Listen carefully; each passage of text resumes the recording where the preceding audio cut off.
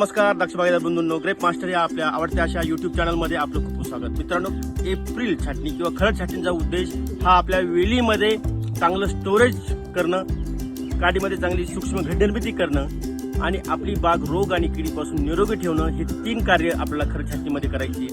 तर खरड छाटणीमध्ये चांगला अन्नाचा साठा होण्यासाठी आपल्याला प्रयत्न करायचे आणि आपल्या वेलीमध्ये अन्नाचा साठा कसा चांगला झाला हे जर पाहिजे असेल तर आपल्याला बघावं लागेल की ज्या वेलीमध्ये खोडामध्ये अन्नाचा साठा होत असतो त्या ठिकाणी खोड गोल होतं, थोडं लालसर तपकिरी दिसतं आणि गोल गरगरीत आणि फुगीर खोड हे आपलं झालेलं दिसतं. त्या ठिकाणी चांगल्या प्रकारे खोड गोल गरगरीत आहे, थोडं तपकिरी तांबूस पण दिसतंय. जर तुमच्याकडे चांगला अन्नाचा साठा नसेल तर त्या ठिकाणी खोड हे चपटं दिसतं आणि थोडंसं ब्लॅकिश किंवा काळसर दिसतं.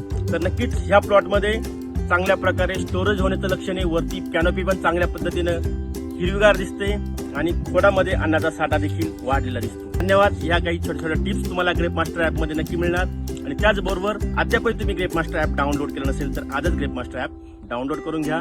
छाटणीची तारीख टाका आणि बिंदास्त राहा. धन्यवाद.